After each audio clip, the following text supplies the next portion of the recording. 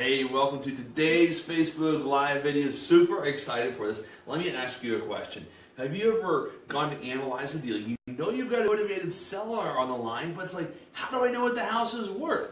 Well, the most important number, in fact, let me just ask you a question. Do you want to know what the most important number in real estate investing is? Is how to know what the after repair value is on any house. That's ARV, affectionately known as ARV. ARV equals the after repair value. So, on this training video, I'm going to show you how to determine the after repair value on any house. Now, we do this for our students all the time, show them how to do it, the detailed trainings, but you're going to love this. And stay tuned, because at the end of this video, I'm going to give you a $20,000 bonus. Actually, that bonus I'm going to give you, this little tip, has made us between $5,000 and $20,000 on the last 5 houses we've sold. Do the math on that. It's worth knowing. So stick around to the end for this $20,000 bonus. You're going to freaking love it. I promise. All right. So the after repair value, what we're trying to figure out is, so you got an ugly house that is not, note this is not in a rental neighborhood. This isn't the type of neighborhood where you can fix and flip, meaning houses sell to owner occupants on a regular basis. So the question is, how much is the house worth? Because that's where all the math starts. Got to know what the house is going to be worth once it's fixed up. And we'll go over later.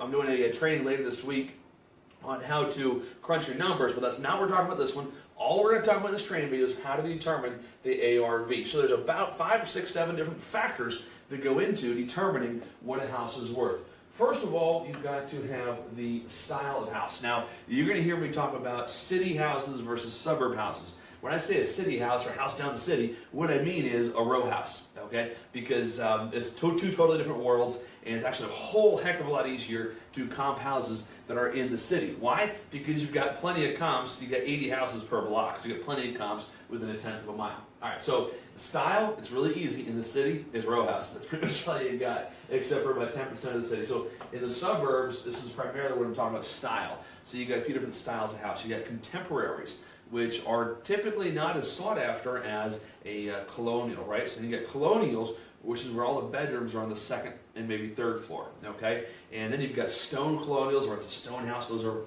brick and stone, very highly sought after. Then you've got the split level, where you walk in, you can go up or down right away, or maybe it's got 4 or 5 different levels. That's another type, not quite as sought after as colonial. Another type, another style is ranch, where it's all just on one floor. You may or may not have a basement, okay? Then you've got what's called a Cape Cod, or a cape. That's where at least one bedroom is on the 1st floor and 1 or more bedrooms is on the 2nd floor or 3rd. Usually just 1st and 2nd floors, okay? So in Willow Grove, Edmonton, you get a lot of Cape Cods. So style, make sure you're comparing apples with apples. Know what's most desirable, what is not as desirable. Colonial is the most sought after, and then capes and ranches. Some people love capes, not many people. Some people definitely love ranches, maybe who want wants 1 floor living. Split levels, not as good as colonial. Okay, so make sure if you're pulling up a 2,000 square foot house with 3 bedrooms, 2.5 bathrooms, are you looking at a 3-bed, 2.5-bath colonial versus a split level? Well, if that's the case, the split level, even if all the bedrooms and size are the same, the split level is going to be worth a little bit less than the colonial, okay? I'm going to make myself a little note here. All right, so next is size. So here's the little rule for this. So we got, I'm going to change my change my marker size here. Just as, now I'm going to really quick. Give me 1 second. So we got plus, minus, 10%. Okay. By the way, as always, if you have any questions, if you're watching this live, go ahead and put it on there. So in terms of size, you're looking at houses. So say you're looking at this 1,800 square foot, 3-bedroom, 2-bath house, and you want to know what it's worth. You're going to look at houses within 180 to 200 square feet of that size of house, 10%. Okay. I'll tell you, down the city, so if you're looking at an 1,800 square foot house, you can go up or down 200 square feet, right?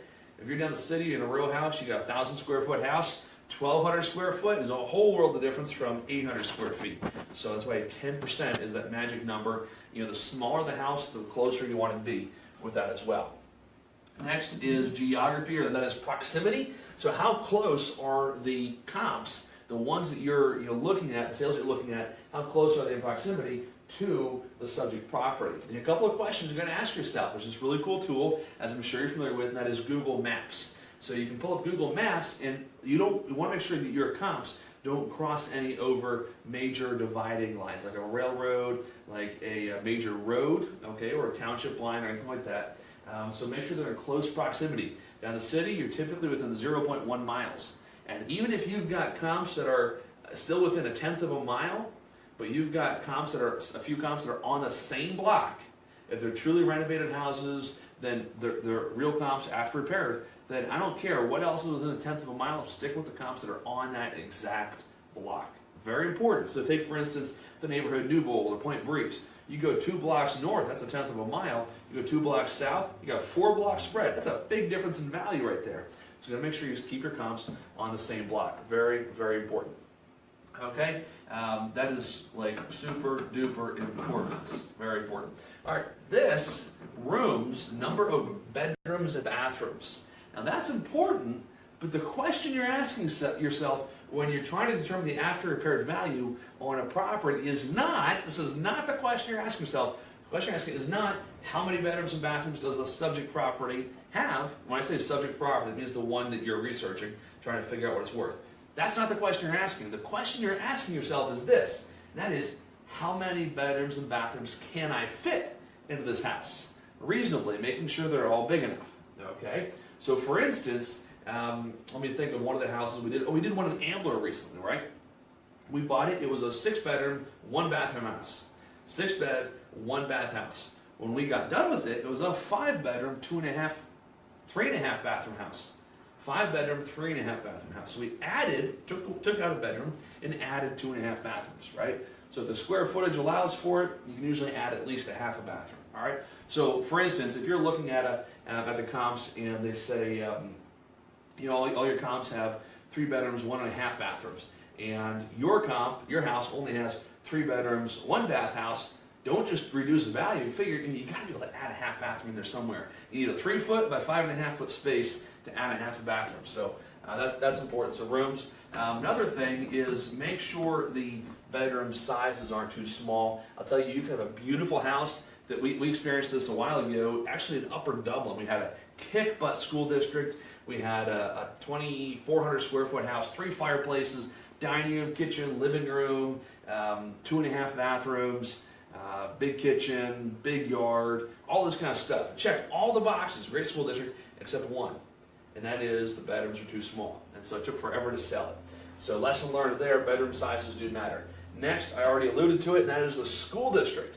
So know your school district. So people say to me all the time, say, Jim, well, I don't flip houses in Cheltenham because the schools there aren't that good. Hey, guess what?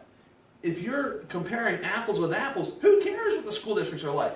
So long as you're basing your ARV on the comps that are also in the same school district. So make sure that you're comparing in the same school district. Now don't forget, stick around. At the very end of this video, I'm going to give you a $20,000 bonus. $20,000 bonus. This bonus I'm going to give you made us $5,000 to $20,000 in the last 4 or 5 listings, houses that we rehabbed and sold. Another one is time of year. So if you're watching this video, this is February, right? The market is only going to get better for the next 5 or 6 months, barring any kind of economic downturn. The point is this: if you are about to put a rehab up for sale in mid-November, one of the worst times to sell a house, right? If you're about to put a house up for sale mid-November or early December, and you're looking at comps from April of the same year, within 6 months, guess what? Or maybe May, you're going to be in for a rude awakening, because one's going to sit on the market longer, and the odds are it's not going to sell for quite as much. So a lot of times you can't nail down a specific number, but you just want to determine how conservative or liberal you be on that figure. So time of year is important. But I'll tell you, do not fall into this trap. Don't think that, oh, just because it's springtime, I can sell it for more than all the comps. Don't think that. You can sell it for the highest of those comps for sure, so long as you're really apples and apples. But don't just make sure you're a little more conservative in the wintertime is my main point. Next here is busy roads. Now the question is, should you try to flip a house on a busy road? Now you'll hear lots of gurus say, no double yellow lines. Well, guess what? I've made plenty of money on houses on busy roads. I've also had some sit on the market on a busy road. So how do you know when to do a house on a busy road or not? Here's the thing. It has to do with two things. One, how sought after is the area, like the school district, the area. One, how sought after. And then secondly, which goes hand in hand, is how much other inventory is there in that neighborhood, in that school district for that size of house. So for instance, let's say you've got a 4-bedroom, 2.5 bath, 2,200 square foot house that you're selling in a mediocre school district, right? And if it's a mediocre school district, the odds are there's a decent amount of inventory in that school district as well for other 4-bed, 2.5 bathroom houses. Not on a busy road. So that's probably not one you'd want to do, or not unless you reduce the ARV by a lot. So typically, if it's a busy road, even if it is a sought-after area, you're going to subtract, figure out what the ARV would be based on non-busy road comps, and take off a solid 10%. Okay, it's typically a good rule of thumb. However, let's say that you've got a sought-after school district, sought-after area, and there's hardly any inventory for houses in that criteria, that school district, that area. Guess what you ought to do? You can probably subtract just about 5%, but you still got to subtract some from the busy road. Now, give me a yes if you're ready. Are you ready for the $20,000 bonus? Courtney, you tell me when somebody says, yes, I'm ready, because I'm not going to give the $20,000 bonus until somebody says, yes, I'm ready. So this $20,000 bonus, like I said, has made us anywhere from $5,000 to $20,000 on the last 4 or 5 different houses that we rehabbed or sold. We good to go? We're good to go. All right, cool. Here we go. So here it is. I'm going to write it out. Let me change my marker size. And by the way, I'll talk about this later, but you will want to register for my upcoming training, jimswebinar.com. Just trust me, you want to do that. So anyway, here it is. This might sound simple, but a lot of folks miss this very important step.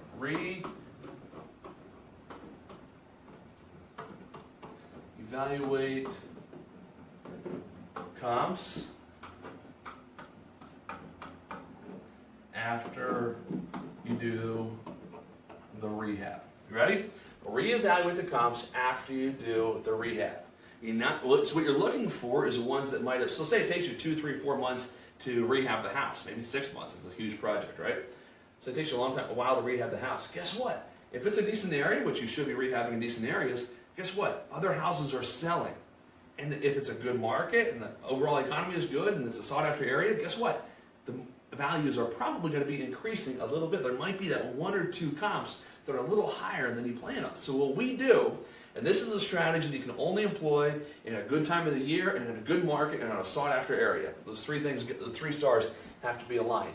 So we find the highest comps. Now, before I buy the house based off of real comps and slightly conservatively as well. But once I've already bought it, I've rehabbed it. Like, man, this is a beautiful house, right? What do? I go find the highest comps, maybe within 10 or 15% of square footage, right? Find the highest comps, and I price it right at that amount or maybe a hair higher. So we did one on Tyson Avenue. I bought it planning on selling for $260. We're under contract to sell for $275. I bought one at 433 Church Street in Ambler. We've got some interest. We had 20 showings over the weekend, so I think we're expecting an offer today. I bought it planned on $400, listed at $420.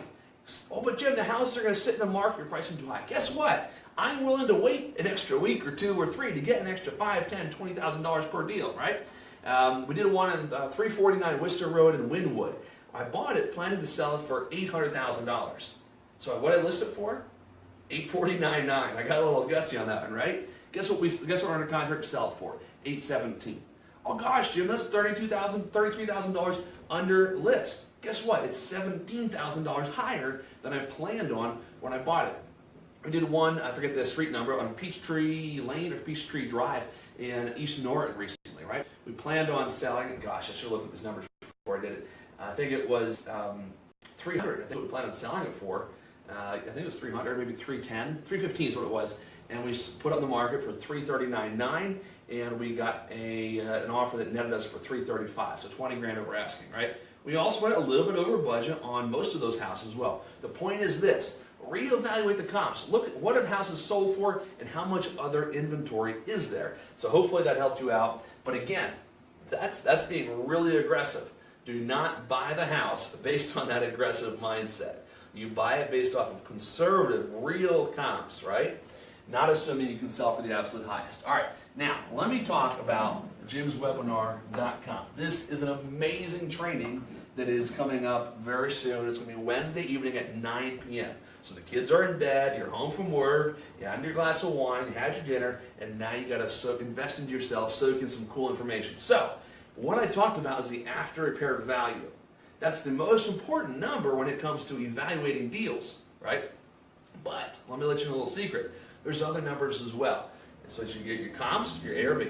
Then you also got to estimate your repairs. I'm going to show you how off of watching a 6 to maybe an 8-minute video on houses, not only everybody, oh Jim, you're special, you can do anything. No, I can't. Guess what? My assistant has zero construction experience, estimates the repairs by watching an 8-minute video, following my simple checklist, and then using my rehab calculator, she crunches all those numbers together and she figures out an offer within 12 minutes. So determine comps and estimate repairs and spit out the offer within 12 minutes. Amazing, amazing. And I'm going to go through step by step how we do that. In fact, what I'm going to do is I'm actually going to pull up we're going to go through 1 or 2 houses, like a house tour video, and I'm going to show you how we estimate the repairs. So literally on the webinar training, I'm going to play a video, and it'll be somebody, one of our field agents, a realtor, walking around the house with their cell phone saying, okay, here's this house, here's this. They're going to walk around the house, so just for our purposes. This is not for training.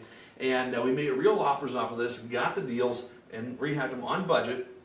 And it's going to be super cool. So I'm going to show you exactly, stop and start the video, say, look at this. You see this little thing in the video, and it means you got to do this. I'm going to walk you through how to estimate repairs. And just think about for a second, how cool would it be if you could estimate repairs from your laptop or cell phone anywhere in the world? See, once you have somebody out there taking house tours and videos, and you have a system in place where you can accurately estimate the repairs from your computer and crunch your numbers and make your offers from your computer, guess what? You suddenly have a virtual business. Even if everybody's local, you can be wherever you want. You can suddenly do deals from the beach. I mean, I tell you, one of the deals we just got recently at 340-something DuPont Street in Philly, it's in Roxborough. I literally watched this video. A wholesaler sent it to me. I said, well, look, I'm on vacation right now. I was in the Grand Cayman Islands. I said, if you want me to make an offer, I'll make you an offer tomorrow, but you got to send me the video. So he did, sent me the video.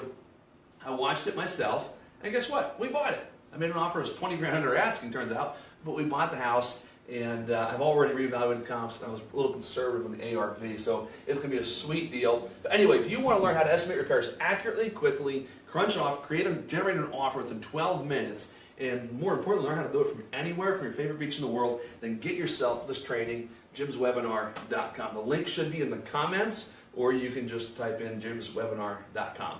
So that's it for now. Are there any other questions that popped up, Courtney, we need to address? No other questions. No other questions. All right, cool. So stay tuned. We got another cool training in the hopper for you tomorrow. Talk to you tomorrow.